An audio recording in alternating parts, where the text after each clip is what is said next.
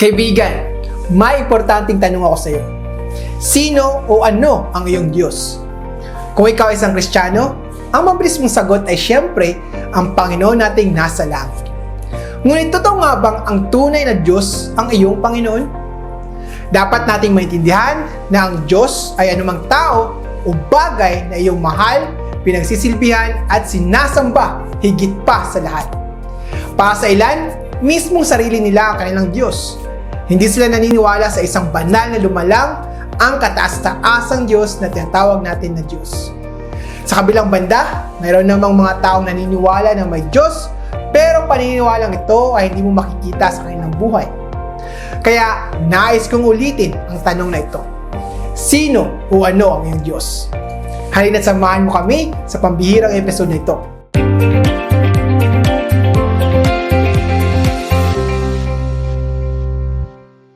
Sa aming nakaraang mga serye, nasagot namin ang 5 pinakakaraniwang pagtutol sa pagsunod sa 10 utos. Napatunayan natin na ang 10 utos ay dapat pa ding sundin ng mga Kristiyano. Sa episode ngayon, sisimulan natin ang bagong serye ng 10 episode sa pagtalakay ng bawat isa sa 10 utos. Simula sa unang utos. Ang 10 utos ay ang mga batas ng buhay na kapag sinunod, ay nagdudulot ng tunay na tagumpay, kaligayahan, at kapayapaan. Ang 10 utos ay nagsimula sa unang utos, ang siyang pundasyon ng mga utos ng ating Diyos. Mababasa natin sa Exodus 20, 1 verse 3. Sinabi ng Panginoon, "Ako ang Panginoon na inyong Diyos na naglabas sa inyo sa Ehipto kung saan kayo inalipit. Huwag kayong sasamba sa ibang mga Diyos maliban sa akin." Ang salita Panginoon sa mga bersikulong ito ay hango sa tunay na pangalan ng ating Diyos na si Yahweh. Ang kahulugan ng pangalang Yahweh ay nagpapakita ng pagiging immortal ng ating Panginoon. Sa pamamagitan ng pangalang Yahweh, ang ating Diyos ay nagpakilala sa atin bilang ang Diyos na walang simula at walang katapusan. Siya ang Diyos na walang hangganan. Siya ay nandyan na bago pa man ang nagsimula ang lahat. Ang pangalang Yahweh ay nabanggit sa Biblia higit pa sa 6,800 times.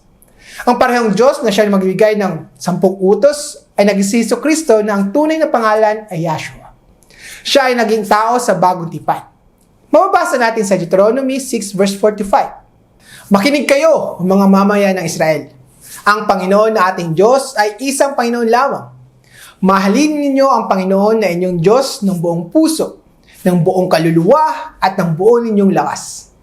Ayon kay Kristo, ang ating dakilang tagapagbigay ng batas, ang pinakamahalagang utos sa lahat ay ang ibigin ng tunay na Diyos ng buong puso, kaluluwa, isip at lakas. Kung saan mababasa din natin iyan sa Mark 12 verse 30. Ngunit paano mo tunay na mamahalin ng Diyos kung sa buhay mo marami kang sinasabang Diyos? Mula sa simula, nais ng Diyos na tagapaglikha na magkaroon ng malugod na ugnayan sa kanyang mga nilikha. Iyan ang dahilan kung bakit tayo nilikha, upang maging bahagi ng kanyang pamilya at makibahagi sa kanyang espiritual na pamumuhay. Ngunit mula sa simula rin, rebelyon ang ginawa ng karamihan sa sangkatauhan laban sa pamamahala at otoridad ng Diyos. Ginawa nila ang kanilang sariling kagustuhan habang kinalibutan ng Diyos na siya mismong lumikha sa kanila. Sa paglipas ng panahon, ang mga taong ito ay naging iba't ibang mga paganong bansa na nagsasamba sa iba't ibang mga huwad na Diyos. Diyos na nilikha nila, mga imahen na hindi kaya makapagsalita, makarinig, makakita, o makapagligtas sa kaninuman. Ngunit si Yahweh, ang tanging tunay na Diyos, ang tagapaglikha ng langit at lupa, pinatunayan niya ang kanyang kamangha-manghang kapangyarihan bilang tagapaglikha sa pamamagitan ng pagpapadala ng mga kulog at kidlat at pagyanig ng bundok Sinai. Sinabi ng tunay na Diyos, "Ako si Yahweh na iyong Diyos," pahayag ng makapangyarihang tagapaglikha. Talaga ba siya ang Diyos mo na sinusunod at pinaglilingkuran? Nag-uutos ang Diyos, "Huwag kang magkakaroon ng ibang Diyos maliban sa akin." May iba ka pa bang Diyos maliban sa tunay nating may likha? Mas ginugugol mo ba ang iyong oras, interes, at paglilingkod sa isang bagay bukod sa tunay na Diyos? Anong idolo ang nilagay mo sa pagitan mo at ng tunay na Diyos? Nagpapahayag ang Biblia na ang Diyos ang tunay na may likha ng daigdig at ng universo. Siya nagbibigay ng buhay at hininga sa lahat ng nilikha. Pinaniniwalaan mo ba ito? Tunay nga kayang naniniwala ka na ang Diyos Ama ang nagtataguyod ng bawat hininga mo? Kaibigan, dapat lamang na seryoso tayo sa ating paniniwala dahil yan ay parte ng ating pagsamba sa tunay na Diyos. Nais ng Diyos ang tapat na pagmamahal, katapatan at debosyon natin sa Kanya. Basahin natin ang Exodus 23 verse 13. Sundin ninyong mabuti lahat ng sinabi ko sa inyo. Huwag kayong mananalangin sa ibang Diyos o babanggit ng pangalan nila. Dagdag pa ng Deuteronomy 6 verses 14 to 15. Huwag kayong sumunod sa ibang mga Diyos, ang mga Diyos ng mga mamamayan ng inyong paligid. Dahil si Yahweh na inyong Diyos na kasama nyo ay ayaw na may sinasamba kayong iba. Kung sasamba kayo sa ibang Diyos, ipadarama ni Yahweh ang kanyang galit sa inyo at lilipunin niya kayo sa mundo. Mababasa din natin sa Joshua 23 verse 7 to 8. Huwag kayong makikiisa sa mga bayan na natitira pa sa karatig ninyo. At huwag ninyong babanggitin ang mga pangalan ng mga Diyos nila o kaya sumumpa sa pangalan ng mga ito. Huwag kayong sasamba o kaya maglilingkod sa kanila, kundi maging tapat kayo kay Yahweh na inyong Diyos, gaya ng ginagawa nyo hanggang ngayon. Sa ngayon, ang pinakamalaking kasinungalingan ay hindi ang komunismo o ateismo, kundi ang huwad na paganong doktrina ng evolusyon o theory of evolution. Ang evolusyon ay isang walang pag-asang pagtangka ng tao na ipaliwanag kung paano nagkaroon ng buhay dito sa daigdig na walang may likha. Tinatanggi nito na may Diyos at ang lahat ng buhay dito sa sansinukob ay produkto lamang ng aksidente. Nakakalungkot pero ito ngayon ang tinuturing ng karamihan bilang ang katotohanan. Maraming mga Kristiyano ngayon ang nag-aakala na sapat na ang magsimba ng 1 oras sa isang linggo. Para sa kanila, ang tanging tungkulin ng isang mananampalataya ay magsimba lang, gumawa ng konting kawang-gawa, at okay na ang lahat. Ngunit, hindi ganoon ang tunay na nagmamahal sa Diyos. Ang paniniwalang may Diyos ay dapat may positibong epekto sa bawat bagay nating iniisip, sinasabi at ginagawa. Ang ating pananampalataya ay isang tungkulin na ginagawa natin bawat oras ng araw at bawat araw ng linggo.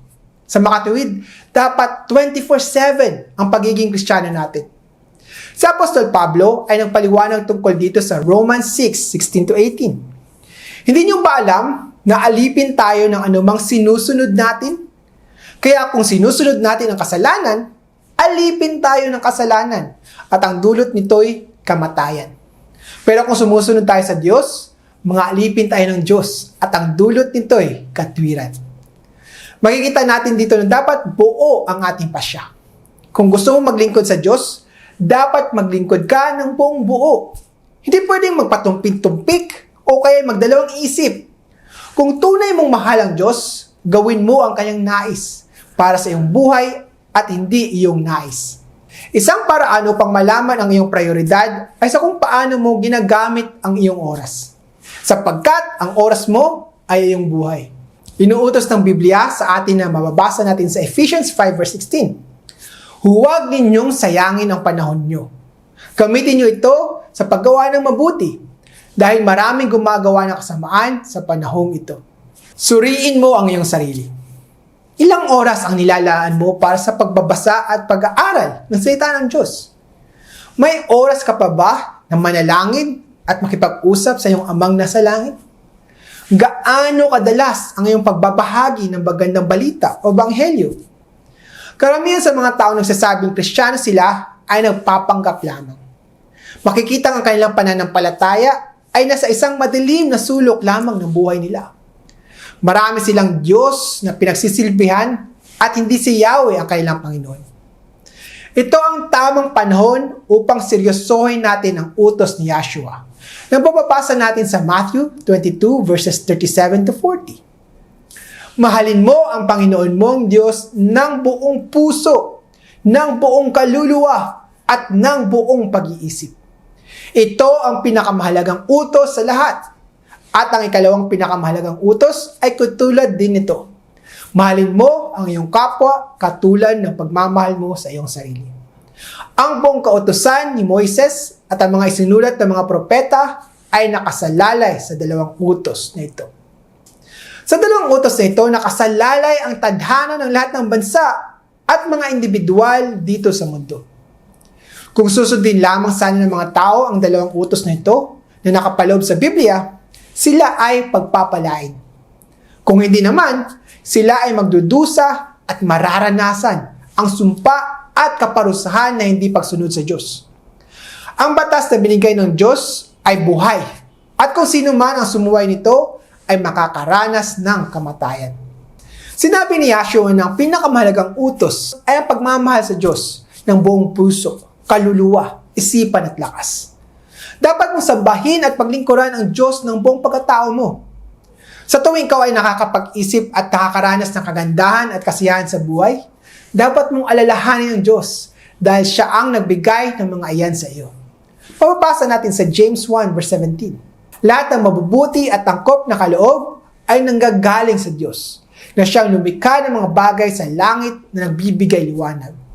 At kahit pabago-bago at paiba-iba ang anyo ng anino ng mga ito, ang Diyos ay hindi magbabago. Dahil mahal mo Siya, dahil alam mo na ang Kanyang daan ay tama, dahil tunay kang sumasamba sa Kanya, dapat mong araw-araw na pagnilayan ang kautusan ng Diyos at ang Kanyang salita. Dapat kang mag-aral ng Biblia ng regular upang mabuhay sa bawat salita ng Diyos. Dapat kang manalangin sa Diyos ng may katapatan at buong puso, gaya ni Yahshua, nagbigay sa atin ng magandang halimbawa. Sa tuwing may inuutos ang Diyos sa iyo, wala ka dapat ibang sabihin kundi, "Oo, Panginoon." Hindi mo na kailangan magpagtalo, magbigay ng dahilan, o iwasan usapin, gaya ng karamihan na nagpapanggap ng mga Kristiyano ngayon. Dahil alam mo Siya ang gumawa sa iyo at ang iyong buhay ay talagang sa Kanya, dapat mong ialay ang iyong buhay sa Diyos. Isang bagay nating mababasa sa Romans 2 verse 1. Dapat mong paglingkuran at sundin ang Diyos ng buong pagkatao mo, na may puso na handang tumupad at gawin ang lahat ng iyang makakaya upang ihanda ang iyong sarili sa pagdating ng ating tagapagligtas. Ang iyong pag-uugali at gawi ay dapat palaging katulad ng kay Yahshua, na ating Misaya, na kung saan, noong Siya ay kailangan ng mamatay para sa atin, ang Kanyang tugon sa Ama, "Hindi ang aking kalooban, kundi ang iyong kalooban ang dapat maganap."